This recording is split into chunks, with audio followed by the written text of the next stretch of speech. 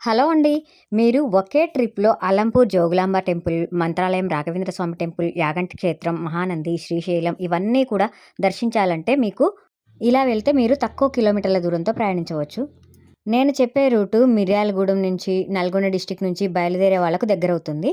First Jogulamba అమ్మవారి temple దర్శనం అయిన తర్వాత అక్కడి నుంచి మంత్రాలయానికి 65 కిలోమీటర్లు ఉంటుంది. ఇప్పుడు మీరు చూసేది జోగులాంబ అమ్మవారి టెంపుల్.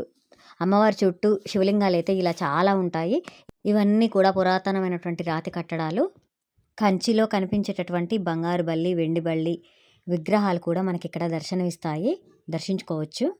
మేము టెంపుల్‌ని చేరుకునేసరికి మిట్ట మధ్యాహ్నం అయిందనమాట. కాళ్ళు మాత్రం ఫుల్లుగా అంటకపోతున్నాయి ఎండాకాలం అవ్వడం వల్ల.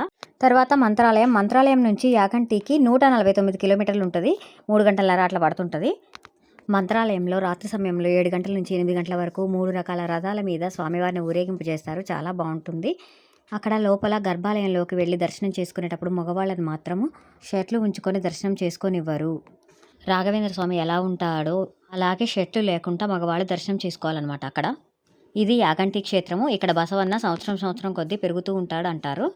ఇక్కడ శివయ్య దర్శనం ఇస్తాడు. ఇప్పుడు మనకు కనిపించేటటువంటి కొండల్లోంచి మెట్లు ఉంటాయి. అలా 3 హిల్స్ అయితే ఉంటాయి. ఆ 3 హిల్స్లలో కూడా ఒక్కొక్క దగ్గర ఒక్కొక్క దేవుడు ఉంటాడనమాట.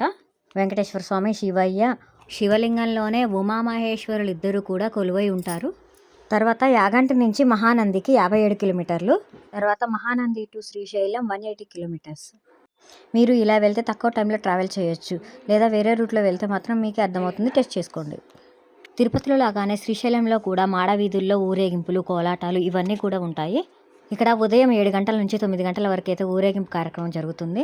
బంగారు రథంలో ఊరేగింపు కార్యక్రమం జరుగుతుంది స్వామివారికి.